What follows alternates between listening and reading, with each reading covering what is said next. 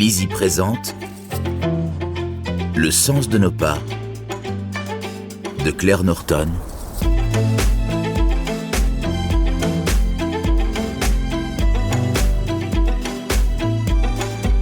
Lu par Thierry Janssen.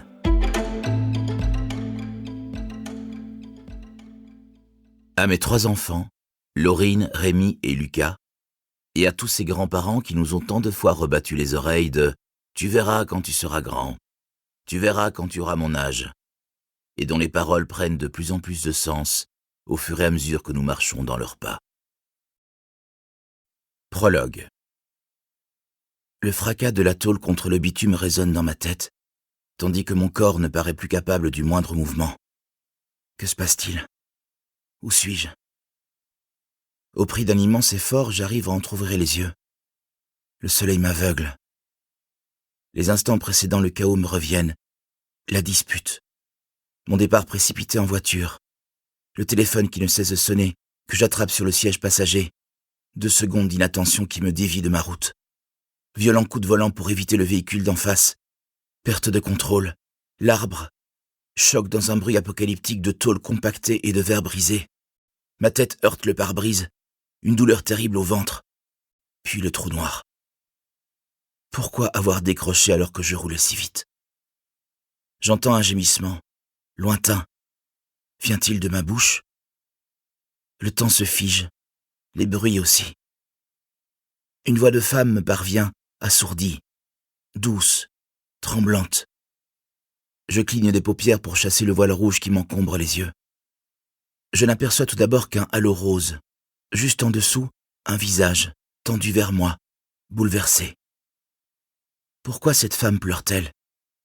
J'aimerais pouvoir la rassurer d'un sourire, mais je suis incapable du moindre geste. L'inconnu attrape son chapeau, le colle sur sa poitrine et marmonne des mots que je ne comprends pas. J'entends d'autres voix. J'ai beau me concentrer, je n'en reconnais aucune. Je referme les yeux. Un bruit de sirène au loin. Ce doit être grave. Le visage d'une petite fille danse derrière mes paupières closes. Philomène, que fais-tu à cet instant précis ? Je donnerais n'importe quoi pour être ailleurs et te serrer dans mes bras. Je t'appelle en pensée de toutes les forces qu'il me reste.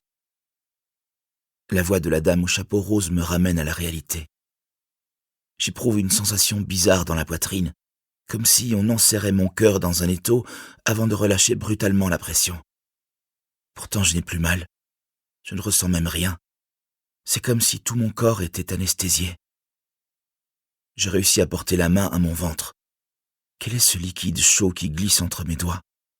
Je ne sais comment j'arrive à lever le bras au-dessus de ma tête. Ma paume est couverte de sang. Je dois prévenir Benoît. Cette femme va m'aider à le faire. Elle va lui dire de venir et il sera bientôt là pour me prendre contre lui. Mais combien de temps mettra-t-il à me rejoindre ? Et ne va-t-il pas paniquer ? Non, il vaut mieux que je retourne à la maison. Oui, je dois absolument rentrer chez moi. Même truc bizarre dans ma poitrine. J'ai du mal à respirer. Je m'accroche au regard de l'inconnu. J'y perçois une lueur d'épouvante.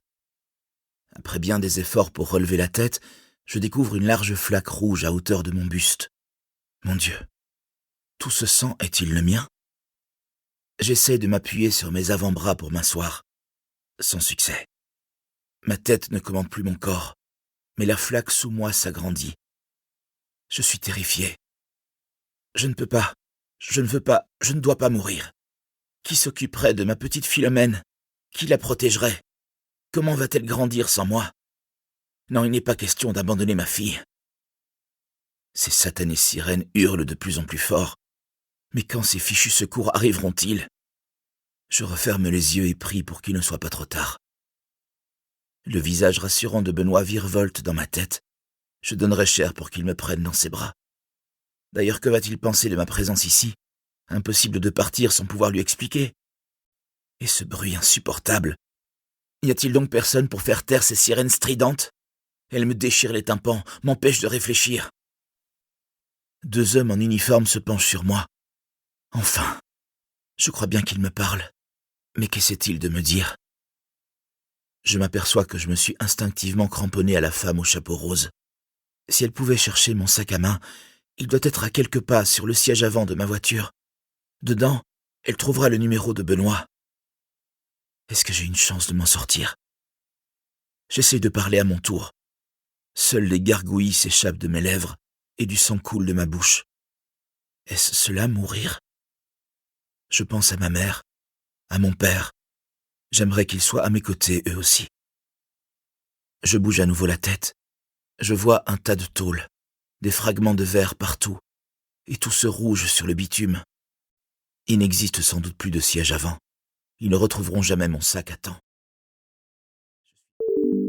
Nous espérons que vous avez apprécié cet aperçu.